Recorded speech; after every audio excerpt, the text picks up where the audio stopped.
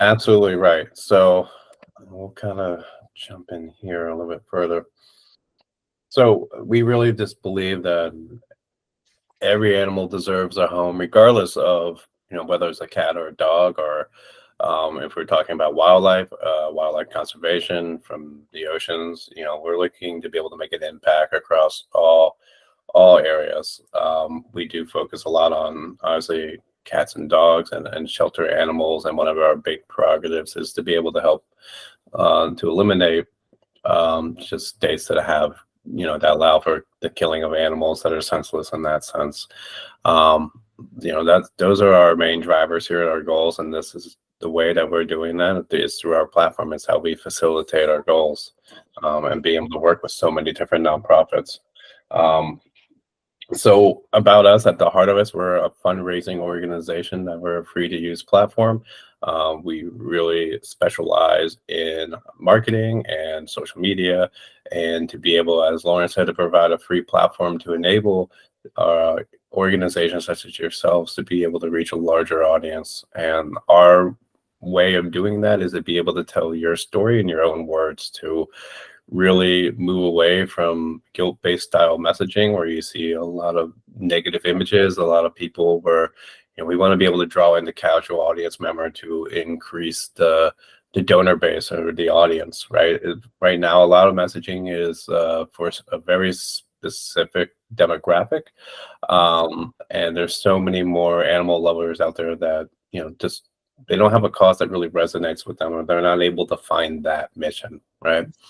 I think most people think there's animal, ASPCAs, best friends, those type of ones. They don't really know all the different services that go into that are out there, right? Like with Guardian Pet Trust, with Deborah, right? Of having a will or a trust for your animal if something were to happen to you, right? What if you don't come home that night?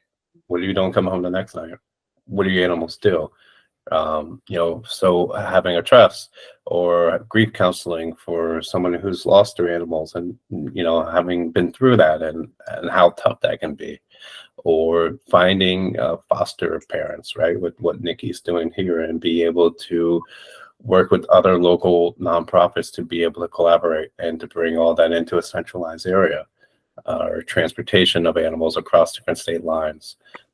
So we provide a platform for all these different types of nonprofits to come together with the single goal is to be able to elevate your messaging, elevate your brand, and to be able to tell your story in your own words. And what better way to do that than is to like interview you guys, and to be able to have people hear it in your own words, your passion and your convictions, and to hear your successes, your challenges, your biggest moment of triumph, to how and what inspired you, and having people to be able to find that across our website or through across our social media allows people to be able to connect with you in a different way, um, and have them resonate with your messaging, which in turns, they already have that connection, they already have that trust in your mission.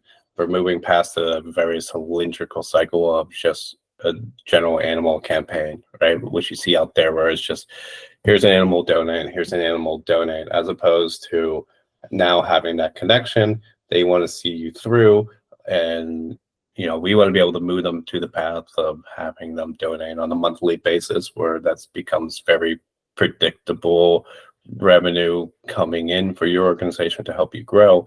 And we're able to move past having to, I don't want to say pander, but almost pander in a way for those guilt-based style donations, where we can have different type of messaging that's easier to digest for the casual audience members, and boot them down that route. And that's really the basis of how we came to be, right? And so we very much included all of our services that we could do in that free to use platform, having an email service provider so you can upload a donor list and you can send out a couple hundred emails at once, where you might not have that capability, or it costs money. It costs money for a CRM system, it costs money for MailChimp, it costs money for these additional things, and we provide those for free, right? Having links or allowing all for your external links, your social media, your Chewy, your Amazon, just anything that might be a benefit for you, where we can create a centralized hub for you to be able to use, so you can rely on us for all these different things, right? So as new donors come in, they automatically get populated into your dashboard. You can download them and establish a connection with them offline. So that's a big part there. So again, this kind of our promise goes back into kind of what we talk about, like you're not going to see a lot of guilt-based style images. We look to do positivity. We look to build a community, not only online, but in person too. Amy, did you have a question? No, I just cleared my throat. I'm so sorry, guys. You're good. So the community aspect is a really big deal for us, because it's not just doing something online, but being able to work within the local communities and having people to inspire change through bringing other organizations together, right? Having a university work with local nonprofits to be able to do events, to be able to then bring in local companies in a college town, for example, and get everyone to be bonded over animals, right? And then that in turn can help find additional foster parents and spreads awareness of what's going on at different levels of services. And then, it just feeds off of one another. And that's one of our big core values of what we look to do. So we have some shelter stats here. I don't know if everyone have seen these type of stats, but it's a lot, right? Of how many animals are in a shelter at any given time. It's even better how many are being adopted, but still the euthanasia rate of how many animals a year is it's still crazy of how much you see out there, right? And there's definitely more states that are affected by this than others, like Texas and Oklahoma and Florida, where you have really high rates. And that's where you get a lot of the transportation of animals from one state to another, where you have volunteers driving 12 hours in a van with 9 dogs, right? It's, people are passionate about this and love what they do. But it's a huge industry where people are spending more and more money on their animals, regardless of whether it's toys, insurance, or trust, right? Which is a big thing that's coming. So, and the ownership of pets is not going down either. It's only going to be going up. So just with inflation and everything else going on, it's been harder on organizations recently too. So I'll turn this over to Lauren. We have our first topic that we'll go through for the roundtable here.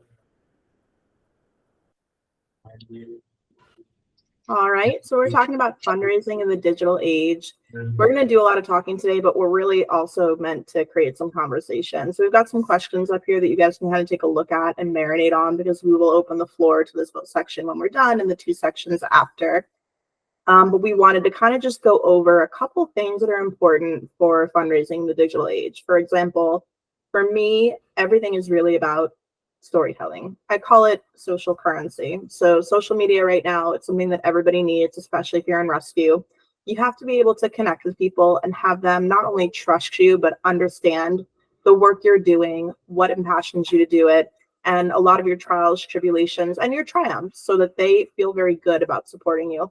You have to get somebody to the point of clicking that link, going to PayPal, getting their card, getting up off the couch, not forgetting. And for that, we need to find a balance, because like Scott said, part of the really beautiful thing is that we really don't try to focus on the negative and the graphic. However, outside of your kind of campaigns where people are too afraid to subscribe because they just don't want to see it, they don't want it in their feed, you do have to be able to create a narrative that will emotionally connect you to your donors. You're going to want to use real stories. You're going to want to highlight your volunteers, your animals, your staff, and really just your organization's overall impact. So multimedia integration is very important. Videos right now are a huge trend. Infographics, static photos are still kind of making their way. Testimonials, day in the life content. People want to see you out picking up a dog or cat. They want to see what a shelter pull looks like. A lot of people don't have the bandwidth emotionally to actually walk into a shelter. And that's why people pay a premium for rescues. People are okay with paying that $300 adoption fee instead of $70 a pound, because they don't want to walk through a pound. but they still kind of want to see what happens when you sign a dog out. You put it into a car, it gets its freedom ride, what the vet looks like. These are people that are going to connect to the efforts that you're making, and you're going to build a really deep connection of ongoing support. They see what you do, they see how hard you work, and not only that, but they see the lives that you affect. We also want to make sure that when you're building the social currency, part of building trust is really keeping people informed, letting them know where their money went. So letting them know, for example, hey guys, I know last week we talked about Tiffany that got her tail amputation, and I just want to show you guys that she's no worse for the wear. She's playing, she's happy, and she's got 2 meet and greets next week, and they want that update, whether that's in stories or in a post to your feed grid, to emails, however you decide to update. It's important to share progress, whether you use your email newsletters, video messages, a blog.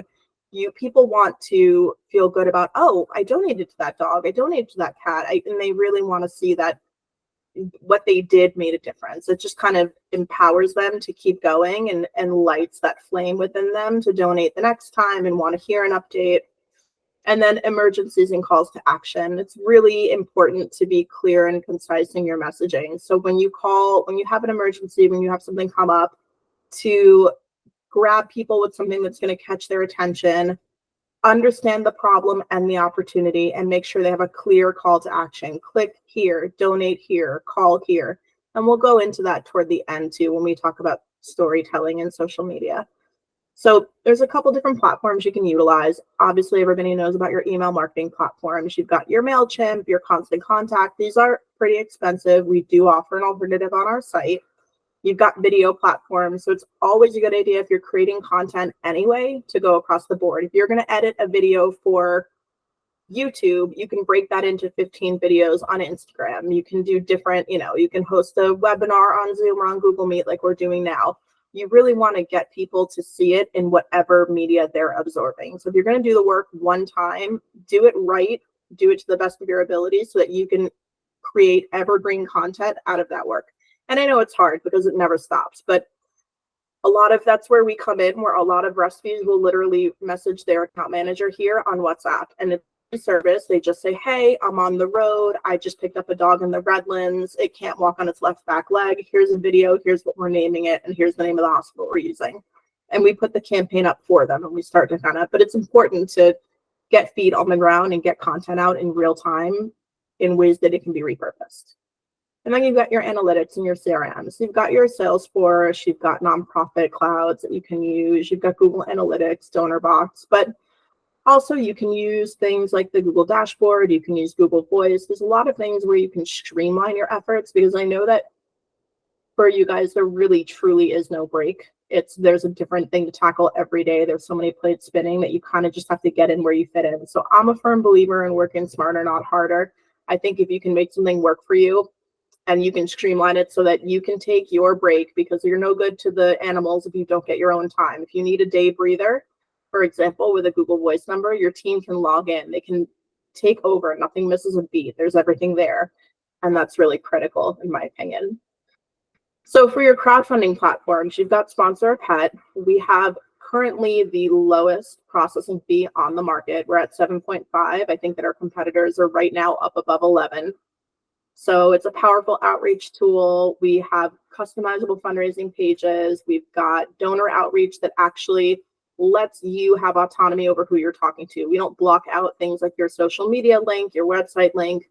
We don't block access to your donors. If somebody donates to you and you would like to take that email into your own personal, you have access to those emails. So we've really bypassed a lot of competitors in that way. Obviously, GoFundMe is also a valid option. It's very trusted. People know it. They know what they're getting. They don't need to have an account to log in and pay with it either, so it's quick and easy. And then you've got things like Global Giving and Mighty Cause, all of which are fine. You can do one, you can do all. It's just a matter of, in our perspective, looking at how long it takes. So what is the downtime to actually stop and set up these campaigns, and what's your return? So for me, I don't work with the ones with a really high processing fee and a lot of time. I look for something less labor intensive that I can get in, get a campaign up, share it, and we know the money's going right back into the rescue. And then you've got mobile giving. So you can set up things like text to give. You can work in things like mobile apps where you can, put widgets on your website to encourage people to round up when they buy things and things of that nature. Social media fundraising for me has been the biggest. Last year, I worked with the rescue and I raised just over $274,000 for them on Instagram alone. So I'm a big believer in Facebook fundraisers, Instagram fundraisers, donation stickers, TikTok challenges, and a lot of really kind of putting the message in front of people, finding the people that connect with you. And as uncomfortable as it is, sometimes reaching out and flat out asking for the support. So know your donors, thank your donors, update your donors and messages, and come back. So if you have somebody that donated $2,500 to you last quarter for a dog that was in need, come back to them and say, hey, Kevin, I know that you helped us with justice 5 months ago. I just want to let you know we got in a similar case. We're really struggling. Is there any way you can help again? Sometimes all it takes is to ask, and it's uncomfortable and it's not fun, but I know that we all do it. So peer-to-peer fundraising, so enabling your supporters to create their own personal fundraising pages. We can do that on Sponsor a Pet. We also have different pages that we refer to people, like Run It, where you can do kind of like a virtual relay where people set up their team and they fundraise. Having like a leaderboard, having a progress meter, these are elements you can incorporate that really make people excited, especially in a corporate environment. If you have access to offices near you where, let's say, for example, some offices contribute every year to a March of Dimes or things like that, to get in and encourage them to do something on a smaller level for the rescue. It's in their own community. They can see the progress. Maybe they can do, let's say, like dog yoga. You can get other people involved. But to put that behind these people that every day are going to log into their computer and be excited to see that meter and something to focus on is going to go a long way for the animals. And then you've got your virtual events like we talked about. So you've got your webinars, you can do Zoom or Google Meet like we can, where regardless of location, you can connect with people. For those of you in a more rural area, say you're in Oklahoma, or you're in a place with either dense farmland or houses with more acreage and larger lot lines, you're really going to want to be able to connect with people that are maybe not necessarily in your backyard, but are still semi-local to you. Maybe they're 45 minutes away, but they're in a higher income zip code and they want to see what's going on with it, places where the animals need rescue, and they want to connect. And it's a really good way to keep people involved without having to have a physical location or an adoption center and relying on people coming and going to you. Online auctions, raffles, having somebody on your team or somebody on our team that can reach out to corporate vendors. Like Scott had mentioned before, we have Ben on our team that literally has a connection to pretty much hundreds of different dog product companies. When we write letters and we ask for items so that we can make gift baskets and adopted baskets and things that you can do that you can monetize your adoptions, or when people may not necessarily, they already adopted from you and they're not ready again, but they'll come to an event and they'll support you. They'll buy raffle tickets, they'll grab a dog bed, they'll do different things that are going to go right back into your organization.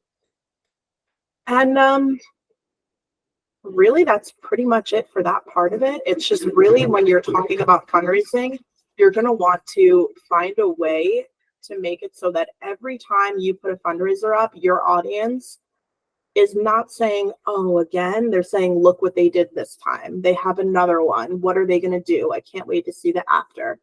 And the way that we suggest that for you, right, is through case studies. So when you talk about content creation and you talk about case studies, we suggest that you're going to want to essentially give people an idea, strategies, and results all in the same kind of 1, 2, 3. That way they are really excited, they want to participate, and you keep them the next time you do something.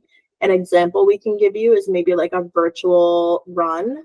So you come up with a name, you come up with a goal, let's call it maybe $50,000 for an emergency fund, and you come up with the way that you're going to strategize and put that out. It can be a virtual run on one of the platforms we mentioned where teams can register. You want to do a social media challenge. So put up a TikTok video, Instagram, Facebook, where you tag your run and you ask people to share their story, post a photo, let us know the reason why they're running, who's the rescue that touched your heart. And then some kind of gamification. So if you want to do a point system, if you want to do the first team to hit their fundraising goal, whether it's $100 a person or whatever it is going to be able to name our next incoming dog or whatever it is. And then community building. So setting up a virtual meetup, setting up things like Q&As with veterinarians, things that people that are in your community that are signing up for your things are receiving emails or enrichment from you that are, hey, we're so glad you're supporting us. And This month, we actually have, for those of you with cats, we have somebody that is a cardiologist and HCM specialist talking about screenings for free. You can ask questions, whatever. This month, we have an ophthalmologic veterinarian. We're going to be talking about cherry eye and entropion and things that maybe, you know, you might have questions about your dogs, and really engage people to get some kind of a value out of being a part of your community. And then, of course, drip campaigns, which we do on our platform as well. And they're just targeted emails that update participants. They keep them engaged. And they also include reminders to share progress, inspiration, and things like that. So the key takeaways here kind of that we want to leave you guys with is that when you're thinking about fundraising, think outside of the box. Think about virtual events. Think about interactive elements. Think about making sure what you're doing is cost effective. It doesn't have to be a gala every year. You can go to, example, a popular hotel and ask them to use their bar and their happy hour pricing and just invite all of your people. It doesn't need to tax the rescue in order to make a huge difference, increase awareness, and really be able to do something big.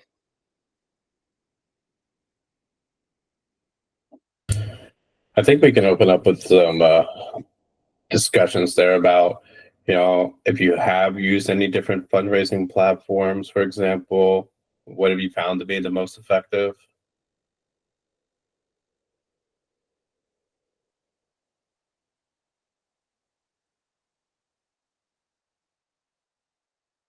Or we could try a different one of just some of these strategies here, what you guys have seen. I have a question for you. Sure. Are you familiar with Give Butter? We are. Yes. You are. How does Sponsor a Pet compare to that platform? So Give Butter doesn't have their own campaigns per se, right? Where they will go out and promote them for you. No, right. You'd have to do it yourself. Correct, right? So that you might be able to put one up, but they're not going to put any of the marketing engine behind them. They provide you tools where they say, hey, we have a CRM or we have some other things that you can utilize, but it's still pretty much on you to be able to execute on those. So Sponsor a Pet supports the fundraising by getting the word out for you? Correct. Oh, that's wonderful. Yeah, and we give you guys a dedicated account manager as well. So someone who has industry knowledge within the shelter space and within social media and marketing to be able to work with you to curate those messages, to fine tune them, to talk about strategies for picking the best videos, images, right? And being able to do collaborations across social media. So like we would take your social media page and ours, where we can then boost the algorithm so more eyeballs will see it, where we can also help create the posts too, where we do at least 3 or 4 posts that we want to do from like a reel or a video, for example, across different platforms. I see Amy has a question here.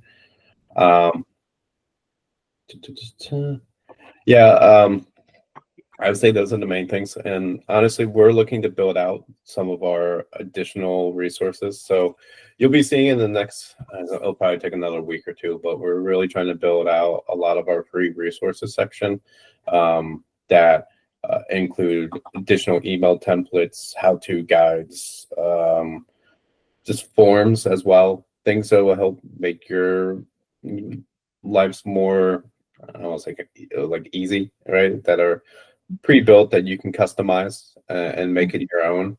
We're really focused on streamlining.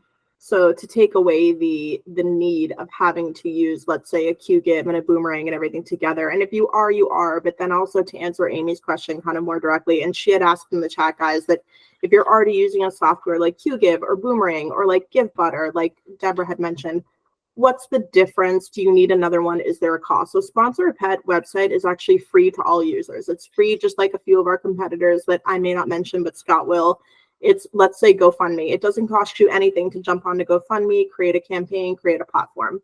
What we did was we really focused on giving people more than what they would get in these other platforms. So instead of having to use, let's say, a GoFundMe and a GiveButter and MailChimp, and we put everything in one place and we don't charge for it. Our rescues log on. The way we make our money with that, which is very, very minimal, it's not really a profit at all, it just keeps the site afloat, is with that 7.5% processing fee. Our competitors are at a 10 to 12% processing fee. So we are still the lowest processing fee on the market. But we do, just like PayPal and GoFundMe and anybody else, have a processing fee that we give. Now, another thing we do is we give people direct access to donor data. So with Sponsor a Pet, which you may not get with something like Boomerang, is you have all of your access to donor information. It's a built-in CRM where basically other platforms might limit your access or they charge extra for it. We don't charge anything and you have full control. So if somebody jumps on and they donate to the campaign for Sparky with a luxating patella, you're going to see john@gmail.com, the phone number, any information he gave to make that donation now belongs to you. You can take that and you can put it into your constant contact. You can give it to your volunteers. You can do a drip campaign with somebody else. You have the ability to do all these things with us, but you also own it and you can take it anywhere. There's also not a third-party middleman. So platforms like QGive and Boomerang, they serve as intermediaries. So like, for example, Boomerang is not, it's not created with the same, it's not designed for autonomy. So it's not going to give you the ability to manage your donations and communications and any of your campaigns in-house without any extra steps. There's always going to be a middleman in the middle taking a percentage for everything you try to build out. So apart from our actual processing fee, which means somebody donates $200 to you and 7.5% goes to us, there's no other fee involved. There's a lot of fundraising flexibility and campaign features that we have that they don't. So we've got the ability to make custom wish lists with no markup. Platforms like Cuddly, for example, they have, you'll look at your wish list and you'll see a case of Fancy Feast, which you can get from Publix, or, you know, H-Hub for $18.99 is currently up to $58 for that same 24 cans of 3-ounce food. So we don't do any cannibalizing of our existing donors where it comes to inflating wish listings or inflating things that they would need to continue to buy in to have control over their own donors and things of that nature. We're very transparent. We believe in cost efficiency. Really, the bottom line for us is just making sure that the work that you're doing is tailored to rescue. You've got built-in shelter management tools. You've got quicker tools to get to the place that you're going without the overhead. Sounds wonderful. And we're looking to close the gap on a few of those things with additional, like the email templates there, like you know, how do you convert like one-time donors into reoccurring donors, thank you letters, silent auctions. We're going to be providing all those type of resources for free, and that's coming very soon. So we just really look to overload how much we can give nonprofits for free, essentially, which is really cool. So good questions there. Absolutely. Yeah, we work with a bunch of international rescues already, Amy. We work with a bunch out of Egypt. We work with ones who specialize in Mexico, for example. You know, they do a lot of TNR over there in Egypt as well. So certainly we can get together. They're based in the US, but they do work over there, right? So they face challenges of, you know, how do they get the TNR cages, the trap cages from here to Egypt, because they don't sell them in Egypt, and each individual one to, you know, to ship is $100, $200. So it's looking at creative strategies on how to be able to get them over there, or I can just help you network as well to introduce you to a few of the other ones. So we'll transition, and by all means, if you have questions, please feel free to stop. But just kind of talk about social media and what platform you guys are on, what kind of are the demographics, who's using what, right? I think YouTube has the highest amount across all demographics. I think especially you see this more and more where people are getting rid of cable and just utilizing YouTube, for example, or just other means of social media to consume their type of content. A lot of people are reading the news from social media. But, you know, if you look at LinkedIn, you're really hitting the sweet spot of just 25 to 40, 45 who use LinkedIn. That's for professional networking. You don't see a ton of nonprofits utilizing that. There's a lot of nonprofits that don't upkeep that don't even have a LinkedIn like corporate page for their nonprofit, or where people can find them, check them out, see who the board members are, the logo, simple things like that, where then you could also look to network with local community members for businesses, um, just people that would be high worth that you would want to get into, right? So there's a whole thing there. Facebook, that's really good.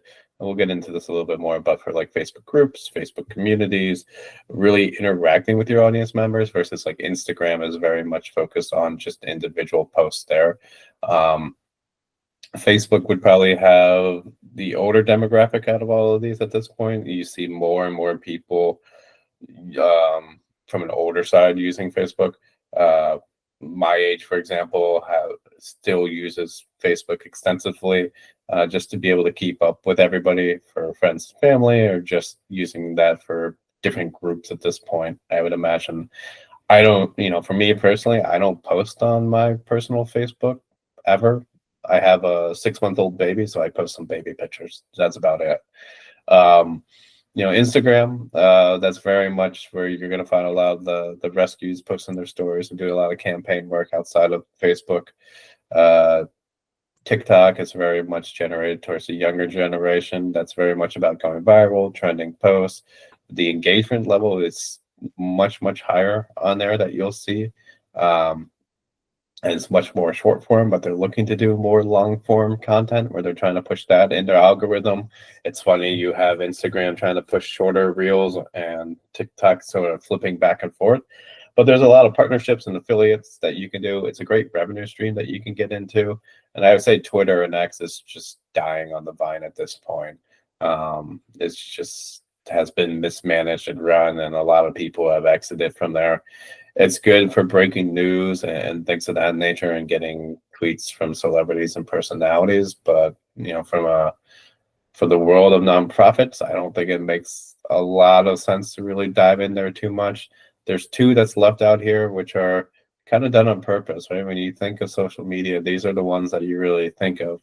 But what people don't really think of is Pinterest and Reddit. And there's a lot of cool things that we can do on Pinterest and Reddit. For example, if you're doing Google AdWords and you're looking for a revenue stream, you can do it through like affiliate marketing or something like that. You can utilize Pinterest for that. You can use your Google AdWords grant to point to your Pinterest to help generate revenue, right? To get another source coming in. Reddit is super popular. I love Reddit at this point, especially from an SEO perspective. If you type in whatever you're looking for, typically a Reddit lead will show up within the top 10, right? And that really attracts eyeballs to whatever topic that you might be talking about. I'll use Deborah's example as again, right? If you post a question here, what happens if I die to my pet? When I die, what happens to my pet, for example? I bet you a Reddit post would show up for that. If not, you can easily create that and have that rank highly. That or like Quora, right? Those are great ways to have people go in there where people are engaged, and you can find really good information on those pages, right? Much easier, I would say, than Facebook or Instagram. So each one serves a purpose in their function, right? And how you go about that. Let's see here. So let me jump here a little bit more. So kind of what performs well, right? How do you kind of craft this? What does that look like? So for Instagram and Facebook and TikTok, obviously the stories, the reels, and what goes into that. Having high quality pictures, images, quality of that, sound quality, not just using your computer audio, but having a microphone, right, that picks up high quality audio content. That makes a huge difference. Having captions underneath of that, so how many people scroll through their phones and they don't want to, unmute their phone, for example. So they just read along for, maybe your significant other is sleeping next to you and they'll hit you with a pillow if you wake them up. Never had that one happen before. But videos, you got to be able to capture their attention. You got to have a hook, you got to be able to capture their attention the first 3 seconds. You got to make sure that they want to scroll along and follow those 30 seconds all the way through to be able to tell your story, right? If you just have a jumbled mess, if it's not really clear what this is, you're not going to engage with your audience. And if your own followers aren't following it and engaging with it, the algorithm's not going to boost it to outside of your network because it's going to be deemed that it's not really important for other people to see. Then it gets buried. For example, if something gets buried where maybe you post too many times at once, right? Like, oh, I'm just going to post everything at once. You're cannibalizing your algorithm. You're cannibalizing your market for your audience to be able to interact with your content. So then the rest of the stuff will just get faded away. Live sessions are always a way to go. If you look at Instagram or something else, if somebody is live, they show up first in that feed in your story section. So it's getting your name in front of them, people seeing you, maybe they click on it, right? But it's very powerful to be able to utilize going live there. And it's a great way to interact with your audience members, as you can see with tours or just Q&A sessions, for example. And we'll kind of jump into this a little bit more since we're bumping up on time. Here's a sample social media content calendar that you can do. Obviously, you can change this around depending on what you're looking to do. 1 post a day, maybe 2 posts a day most, right? Somewhere in that range. Educational post, throwback Thursday, fundraising Friday, right? All those fun things. Kind of breaking it up into different type of content. You want to organize it in the style of content that you have to then work backwards there, right? You have a content calendar of 30 days. You can fill out that calendar like what we use. We use Loomly on our side, right? So I think we already have weeks worth of content already planned out of what we want to do, and we just fill it in there, right? And Kayla can attest to that. So we try to streamline it, make it very much of a process, and break it down that way. And just like in any goal, here's your end goal. How do you work backwards from there to be able to fit that in so it's not overwhelming, right? The content shouldn't take hours and hours to do for each single piece of content that you're creating. You should be able to get to it in like 20 minutes to an hour or somewhere like that, depending on the lift of the length of the video, for example. So let's ask some questions here. Let's open it up. Where do you guys typically use right now for which platforms? Have you guys used Reddit before? Have you used Pinterest or Quora? Or is that kind of maybe something of interest?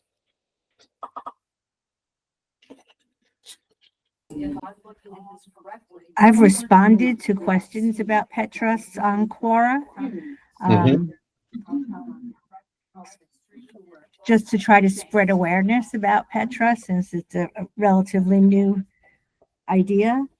And I check back every now and then to see how many views I have. It's slow building, but then again, because it's a new topic.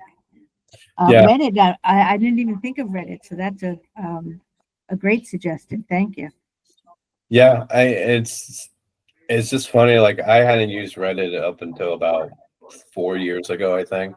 And I found myself just going on there more and more, for just my interest, right? My hobby is, let's say, like baseball, for example, and just reading through the posts, or I need to find out information. When I was starting this company up and I was going through trying to look at email security, for example, I didn't know anything about setting up a whole email hosting network, email security, tokens for the back end of my website, or what do I need to be able to put into my GoDaddy for all those credentials to authenticate and to show like my email's not getting spoofed. I used a lot of Reddit, Google, YouTube, and ChatGPT to be able to educate myself, for example. And you can go in, and a cool thing you could do is you could have your own Guardian Pet Trust page. Then you could go in there and you could stoke it with your own topics, right? Where if that shows up, right, what happens to your animal when, if you're in an accident or if I pass away, right? And if somebody types that in, Reddit, Google is very, very much ranking Reddit pages very highly right now. So you don't even have to just respond to certain comments. You certainly can, where you can just search it, but just going there, making your own post, having your own strategy with that is really powerful too. Absolutely. Great idea. Let's see here. We have some good questions here. How are you guys typically managing your social media content right now? Who does it fall on? What is that process? Do you have a process? Do you have a scheduling system? Or is it just you have to take that time when you want to post to stop everything and post it then?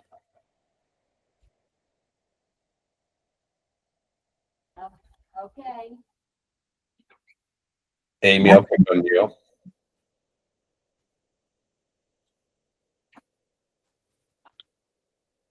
Press Amy can only type. Nikki, what about you?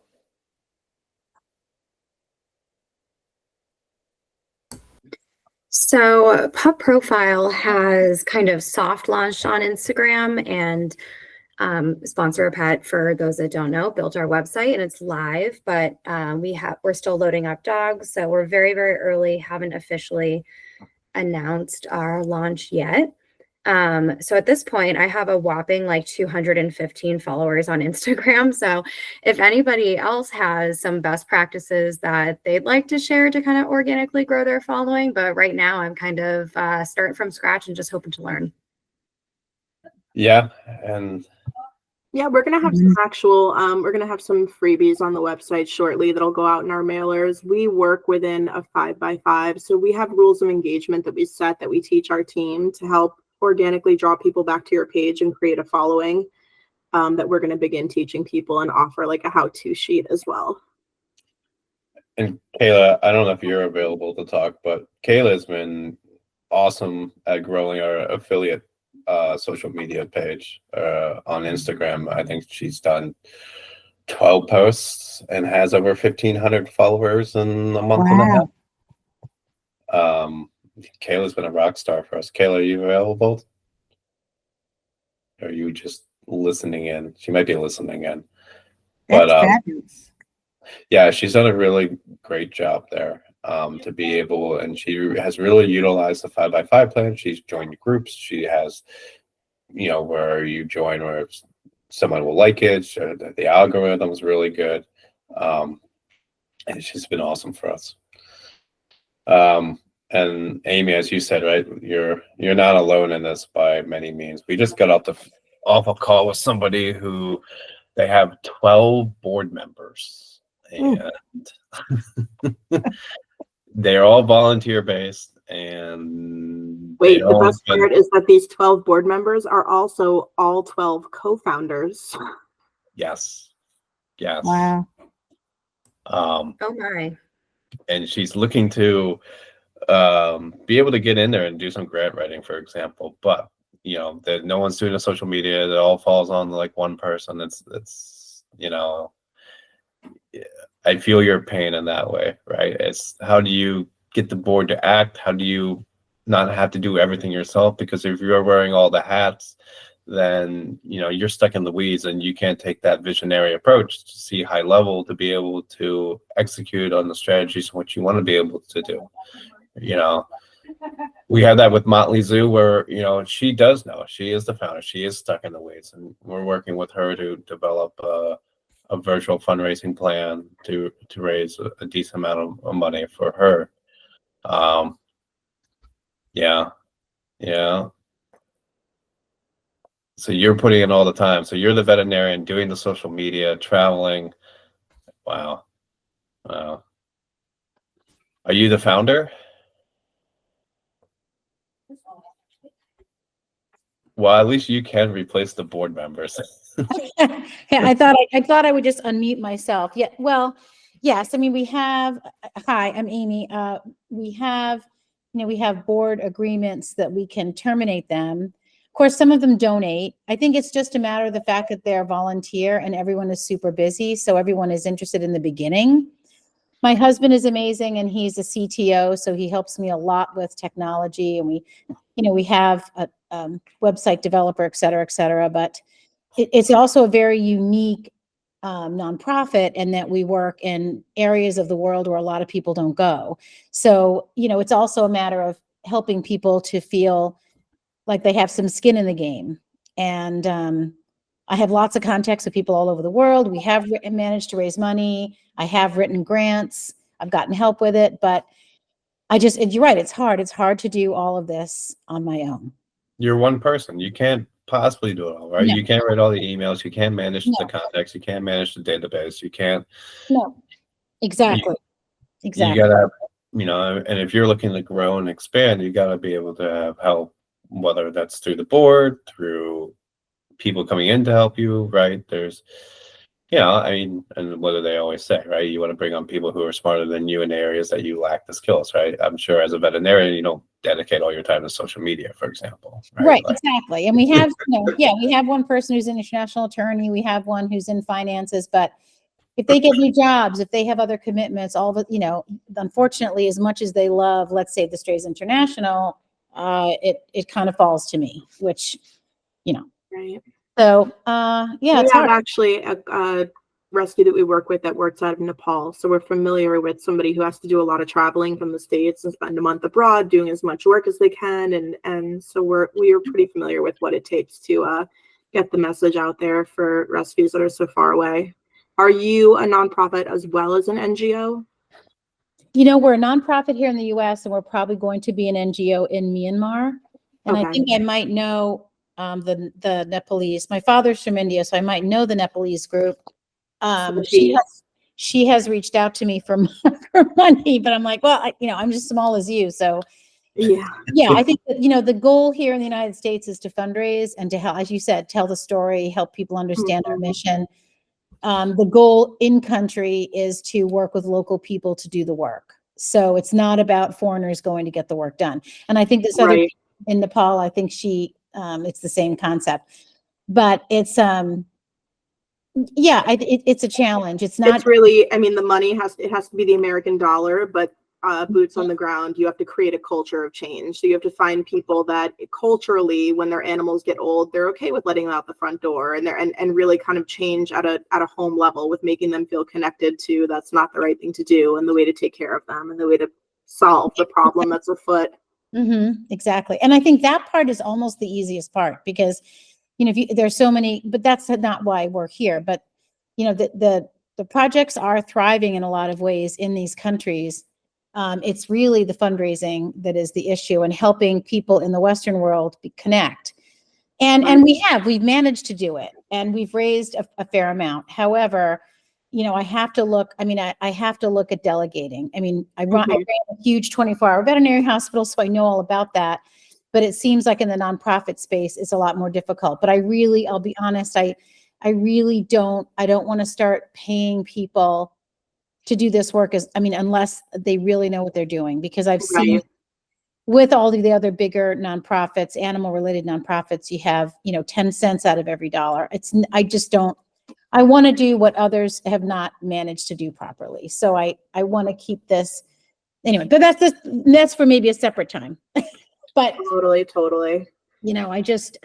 I want to keep it as volunteer based here as possible, knowing that we may have to have key people that work, but I don't want to have a huge administrative force here. And then that's where all the money goes. It's just paying people here. That's not my goal. This next piece will probably be of interest to you. The next piece that we're going to tackle is effective marketing and storytelling. So I'll hop back on for that.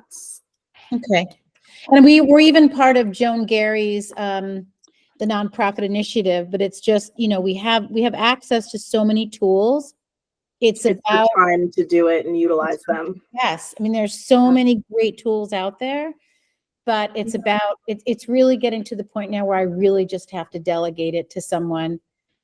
And it, even if it's someone who you can trust too, right? And it's like, we work with a lot of local animal nonprofits, but we're not working with the super large national ones that are making, $1 million salary, right? Like, we work with organizations like you, where you have boots on the ground, where you're facing the most difficult challenges of medical needs, just everything, all encompassing of that, where every dollar is stretched as much as possible, because that's an opportunity cost to feed another animal, right? Versus, and if you work with somebody, they got to be able to 4 to 5x their return on what, you know, you pay them, right? And that's, Right. you got to be able to show that value. And that's, you know, that's not an easy and lighthearted decision that you make in going that route, because you know at that moment, right, this is what's happening. But at the end of the day, this is how we grow. This is how we're able to impact more lives as through that, right? And Yes, I mean, exactly. There is the concept you have to, you have to spend money to make money, and I totally understand that. We even had an in-house marketing team at the veterinary practice that I own. So, and I've worked a lot with marketing teams, but there's just a lot of garbage in, garbage out. So I want to. oh yeah, There's a lot of people out there that are influencers and blah blah blah blah blah, but there's so much junk out there. oh yeah, So oh yeah. I'm just looking. Yes, a group that can help to tell our story, but also maximize the marketing initiatives, because I do think there's plenty of stories out there. I mean, it's the storytelling that's almost a no-brainer, but how do we spin it, and how do we get it out there, and how do we get it in front of people who have so many other things, popping up in their feed and their phones and everywhere else. So 100%. Scott, would you hop down one more slide for me? I just like the cat. I don't know. I know, he's cute. It's his nose. It's his nose. I just want to leave the cat up, but fine. So I put down a couple things because this is short and sweet, but it's a little bit more, I guess, text heavy than really when we're talking about effective marketing and storytelling. This is something that I've done for a long time, not only in my professional career with marketing and public relations and social media marketing for a very long time, but also with working in rescue. It's really, really important to finely tune your storytelling technique, especially for people like Amy that are based overseas, because you need to figure out how to get people to make their dollar go further outside of their backyard. You're not going to get any of your fundraising where your rescue is. Like, for example, the Nepalese, where nobody's coming from the rural area of Nepal and bringing them money. It's just not happening. So how do they get people to connect so far away with helping somebody outside of their backyard? The way that we do this is with a couple of key components. So number one, you really want to have relatable characters. You want to name your animals. You want to mention your volunteers. You want to really personify your mission and create an emotional connection with your audience. You want to have people feel, no matter where you are, like they know you. I personally donate to a rescue very often out of California that specifically brings dogs over from China, from the meat market. And I donate to a rescue in Houston because I know that Houston has such a bad, how do I call it without sounding terrible? People think they don't need a job if they just breed dogs, and it's really caused a lot of heartbreak for them. I mean, yeah, I mean, the whole breeding versus rescue is a heartbreak for all of us, And they're nowhere near me, but I still manage to support them and donate to them whenever I can because I'm so connected with their story. I feel like I know them. I speak to their founders. I know their struggle. And the bridge that they created, just, indirectly to people like me outside of their area using social media, has created a pipeline for them to continue to sustain what they're doing. So we've got an emotional hook. We want to begin with something powerful, attention grabbing. We want to evoke a strong emotion. It can be fear, it can be compassion, it can be hope. It just has to be gripping. So when it comes to our campaigns, we don't like to lead with the graphic and the sad. But when it comes to social media campaigns, we do feel that it's very important to connect. For me personally, I like to ask a question. I don't just put a post up that says 911, cat found in trash, but no. I like to actually ask a question. So you'll see it in the next slide that we go over, but one of the ones I use is like, have you ever been so hungry that you would eat rocks in order to survive? Because that is Rocky that we just found, the stomach full of debris, because he was pushed to the point that he would put anything to satisfy that howling hunger. And it asks people a question. It's thought-provoking. It makes them want to read on. You have to give a conflict and resolution. So you have to share your challenge. So for example, this is the third critical case we've taken this week of medical urgency. This is something that we've seen. This is the fourth gunshot wound in South Florida. We have to tell people that there is an issue the organization faces, medical care, rehabilitation, needing resources. You have to show them the adversity that you're trying to overcome. But you can also highlight how you've successfully provided those solutions. So for example, you might say, Now, I know that you guys had donated about 5 weeks ago to Gunner, who also had a gunshot wound in his leg. But I'm sure you saw our post last week that he's adopted, he's living with a family, he's doing perfectly fine, he evaded amputation. It really makes people feel like they're not just throwing money in to get what I call the black and white post, where the rescue post on their grid is, well, he didn't make it, or thank you for trying. It lets people know that there is some hope. They don't have to cringe. They don't have to look away. They can stop them and donate and support and share and volunteer and make a difference. So another thing you want to follow up with right away is a strong call to action. So you want to make sure that you're always ending your story with a clear and compelling invitation to your audience. So click in bio, donate now, share this post, tag 2 friends, consider volunteering with us. They should have a very clear directive of what to do next. They read what you had to say, they connected with your story, and now they need to know how to move. So for me, a lot of techniques that are important are being very authentic and genuine. When I talk about social currency, I mentioned that a large component of that is trust. You need to be transparent to a fault and do what you say that you will do. If you lose that trust, you will never gain it back.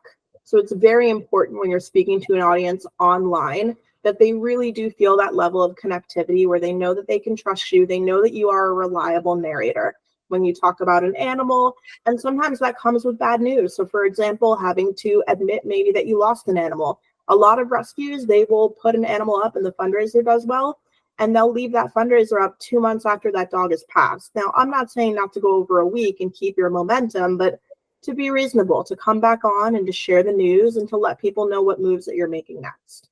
Then there's visuals. So visuals are hard. I don't know what it is with rescue, but for some reason, none of us seem to be able to take a picture that's actually clear.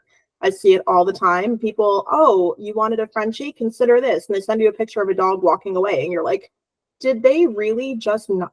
You didn't even send his face. How are they going to adopt them? So I like to tell people that to take your time, stop, drop, and roll. Like when you're on a rescue, when you're in front of a dog, just take the extra 15 seconds to make sure that the light is behind you. Make sure that you're making some noise. Keep like a little squeaky in your pocket so they can look at you. It's important for your storytelling, for the emotional impact, and for helping that animal to get compelling visuals. If they can't look into that dog or cat's eyes, if they can't see who you're talking about and the reason why you connected and why you want to help them, they're not going to help them either.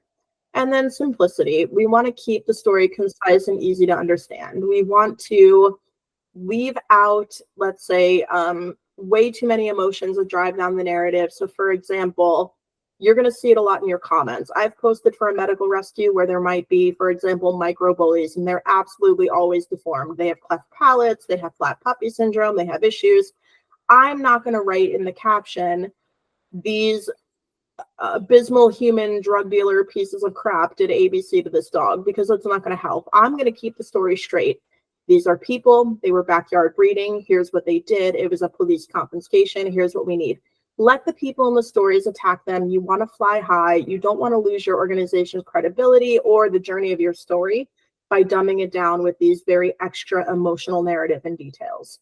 You want to be clear. You want readers to grasp the takeaway, and you want to inspire them to take some kind of action. Scott, if you want to bop me down one more. So here's an example. I just gave you a compelling visual. I didn't want to be Debbie Downer, so I just did a quick before and after. This is from one of the rescues in Texas that we follow that does a lot of really great social media work. This girl actually is in her 20s and is a teacher, and the rescue is grown absolutely immensely. They put up a fundraiser. They raised $45,000 at a clip. They do a ton. They're only foster based. They do not have a facility, and they're just moving and grooving. And it really is the power of being able to harness your social media. So what I did here was I wrote you guys a example caption for what we use. For example, when I talked about questions, we all know how it feels to be hungry, but have you ever felt so hungry? The pain of emptiness in your stomach is so bad that you would eat rocks and trash just to silence that pain. Junior and King were abandoned in an eviction in Miramar, locked away with no chance or any access to food and water, and they felt that pain. And then you tell your story. But now they're at our emergency vet. They're getting care, they're stable, they're doing well, but we need your help. One of them has ABC issue, the other one this, and then this is what you do. You always want to have in your caption a donate. your Venmo, your website, your link in bio, and the name of your hospital. Believe it or not, people really, if you say, hey, listen, these dogs are at Veg Miramar right now, veterinary emergency group, they need your money, they need your help. All you have to do is call and say Fluffy first and donate to our account. People are more comfortable. The old timers, the people that see you on the news, the people off of social media will make that phone call with their credit card and they'll throw $100 on your account. It makes an astounding difference. And then with your hashtags, I believe that everybody, if you're doing the work, like I said, you're just going to want to take that extra step to work a little bit smarter, not harder. Create yourself a portfolio. So when you do your hashtags, use your rescue first, like hashtag Benjamin's Way, hashtag King Benjamin's Way, the name of the dog, the name of your organization. Now, when you go to the adopter, you can click that hashtag King, and everything you ever posted with this hashtag, he can see the day you rescued his dog. He can see the parvo diagnosis. He can see that dog getting better, the hair coming back.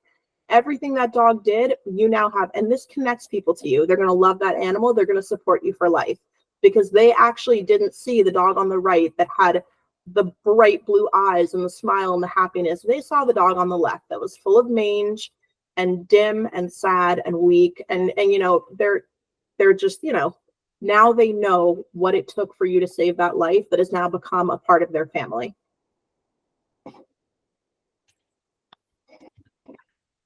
Let me just check real quick and see if there's anything that I wanted to mention that I missed on this part. But really, honestly, it's just all in the way that you're encouraging people to connect with you. So I'll give you a little campaign example. You're going to want to include a couple of different elements. You're going to want to give people background. You're going to want to give people your story, your results. And so let's say, for example, we have a dog named Hope. The background would be Hope is a stray dog found injured. She became a symbol of resilience for all the animals in need of care. Here's her journey. And then you want to tell people, you know, her story, why she was dire, where she was found, what kind of critical condition she was in, whether or not she was scared, she needed medical attention, she came right up to her rescuer, whatever it is. And then you're going to outline your challenge. So you're going to say, you know, she needed, for example, she needed parvo treatment. In order to do that, we have to have a foster that has no other dogs. It can live in the grass. It's an isolating issue. Or, for example, she needed an MRI. The hardest thing to do is pay for an MRI because it's more expensive than anything else they need. And if they have something that requires it, you really can't bypass it. Or, and then, you know, you want to also give a transformation. So you want to share the inspiring recovery of Hope. But here's Hope today. Here's what your donations did. Here's her on her way to the hospital and on her way out, because it gives people that final element, which is impact. So they're touched by that journey. They know how they supported you. They know how they came together. And this really gives them the fuel that they need to continue helping you. You're going to get from campaigns like that community engagement. You're going to get an increase in your social media following. You're going to see more things have a little bit of virality. You're going to see comments go bigger. You're going to see likes go farther. And ultimately, you're going to see your donations raised. So successful donation campaigns are really crucial. If you can do, especially if you've moved over from like the giving network to PayPal, like on your Instagram and your Facebook, so you don't have to wait 90 days for a donation.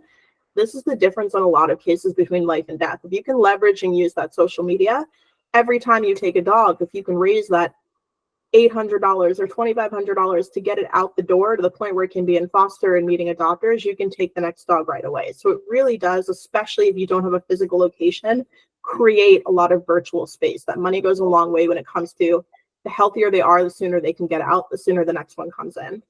And then testimonials are really great for social media. So an adopter's perspective, including a quote from the dog's new family, sharing the love and joy that these dog or cats bring into their new home, the positive impact of rescue efforts, and really featuring that supporter's voice is just really a great way to make people feel compelled to support your journey and to continue keeping you on board. I showed you an example of a before and after photo, but you can also use a photo from the site of a rescue. For example, you pick a cat up from an apartment complex or that was in the water. You can use video clips. You can use short emotional videos for key moments in a journey. You can use a news clip, but you really just want to continue to give people the connection via compelling photos or videos or whatever media that you use. to make sure that they connect. I know we had a comment in here that mentioned that a really great way to do that is with live videos. That's totally true. With live videos, you can stop, pause, you can get that move that you need, and it's really super helpful to make a little bit of work go a long way. But really, that's pretty much it. So I'll go back to the first slide up and give you guys some questions to open up the floor to see how you're doing your storytelling and what you see working. What, does anybody want to talk about maybe a technique that they found really effective? Personally, for me, it was asking questions and creating a thought-provoking response to a medical rescue. So I haven't done much with my own nonprofit yet, but I foster through the Cantu Foundation, who is also a nonprofit client of Sponsor a Pet. And I've found that when I make reels of my own foster dogs, those, especially if I collaborate with them, those reels will get so much more traction than any other kind of post. And I've gotten more than one dog adopted because they found their new family via a reel that I posted with the rescue. Yeah, reels are phenomenal. And also Instagram prioritizes video content. Yeah. And the collaborations too, right? Being able to that's just boost the algorithm. And yeah, that's awesome. It's really cool to hear though. Collaborations are going to help also just expose so many more people to that rescue. Like even if it's one coworker that follows you that now sees that rescue and clicks on it, you never know how far that's going to go. So it really is kind of like if you give a mouse a cookie where you can just watch things really, really continue to double in their effectiveness when you have more and more people exposed to your cause or your organization. So definitely, even if people don't have a super active feed, if they say maybe only have 1,000 followers and it's only like family, neighborhood people, you still want to collaborate with your volunteers because you really want to be able to reach people in your area. Absolutely. Yeah, Amy, we'll definitely reach out to you. Thank you for being able to join us. Thank you, Amy. Yeah, best of luck, everybody, with all of your stuff going on. Thank you guys. Great job. It's a lot of work trying to save all these animals, man. Anyway, take care, everybody. Happy Friday. Thank you. Take care. Thanks for popping on, Amy. Bye. Pat and Lori, thank you so much. Great job. Thanks, guys. I know we've run over a little bit. We can kind of wrap it up here. I think, yeah, we won't go too much into this since we're way over here, but Are you sharing the slides with us? I certainly can, yeah. Yeah, I would love to see them. Yeah. And read what you have. So I think we've already kind of talked about why partner with us and all the fun things and what we do over here. So we'll push through it. And if you hadn't seen the back end of our dashboard, we have videos on how that works. We'll be happy to be able to run you through those. And then some of our services and what we offer, this kind of just goes back into, and we do a lot of things for free and we try to do as much as we possibly can, but there's always the situation where you look at like Amy or you guys where you just need that additional help, right? Like I didn't know how to create a website. I had to go find, real hit from our team to be able to create the website, right? And Nikki was able to utilize us for the same purposes, Thank God for it. I know, right? So it's being able to do a lot of great different things that we can take off your plate so you can do the visionary approach of what you want to be able to do. No company can be by themselves and have one single person managing everything there. You'll just burn out and you won't have any free time either, right? It's just, or you just don't have that skill set and your skill set's elsewhere. So, between doing email drip campaigns or social media management, content creation, managing your CRM or your database, or just doing master data management where I've come across so many nonprofits where they don't even have a database. All their contacts live within PayPal. They're not messaging them, right? They have hundreds of contacts in PayPal who have shown the propensity to donate and have done it, but aren't capitalizing on that. We've gotten more into grant writing, Google AdWords, the operations side. So anything across those scope of what you would see in a nonprofit, we can do, right? And we're really good at being able to do that. So I don't want to go too much into that, but just to give you kind of a highlight reel of some of those things. And this talks a little bit more about us working together and things of that nature. Other than that, you know, we work with a lot of organizations, and we're growing every day. You know, we're growing here, and the momentum's been awesome, and it's awesome that we're able to help so many different nonprofits and to be able to hear their stories, because each one's unique, right? So many of the challenges can be the same, but each one's unique in what they're doing, and the people that we're able to help, and to see and to hear the passion and to be able to make an impact is, you know, that's why I founded this company. That's why I left my corporate job, is to be able to do this full time, and it's very rewarding. So with that, I think that's about it for us today. I want to thank you for staying over with us and joining us today. It's been great having you. Authorized drivers. Thank you. Great job. Thanks, Deborah. And after meeting with Lauren yesterday, I feel like not only was a load lifted off of me, but David and I are just thrilled to hear the things that you've talked about and what you presented yesterday. Just fabulous. I'm No, I so glad to appreciate it. hear. We're really excited. We've actually had a lot of fun with this project. I'm glad to hear that, and we're looking forward to every day moving forward. Absolutely. Now we're excited to get started. We're gonna do a lot of cool things with you guys for sure. So that's just the start, right? That's just the beginning of where we're gonna be able to go with you guys. So my original plan before I knew about Sponsor a Pet was to hook up my fundraising through Give Butter, but I should hook it up through you. Absolutely. Mhm. Okay, Absolutely.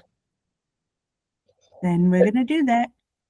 And the cool thing is, like, you know, we're not, you know, it's not exclusive to our site. We don't have any of those clauses or anything like that in our contract. So if you ever wanted to go like GoFundMe route or and other organizations, you're happy to do so, right? It's just, again, we try to be as open as possible. We really do. And by going about things the right way, that's how we attract more people to our site. That's how we retain them, and to help everyone grow. It's by just doing it right. So we'll Well, walk we're you through that on We're how to excited. use. Thank you. Absolutely. I'm We'll gonna walk send an email right now to my tech guys not to do anything. and we'll set up some time with you and Rohit and for David to be able to meet either next week or the week after. This is to talk Okay. about like your website and see what we can do there. Okay, great. Other than Looking that, forward to thank you for joining. Always great to speak with you. same here. Have a great weekend. You too. Thanks. Take All right, care. be in touch. Take care. Bye. Bye bye.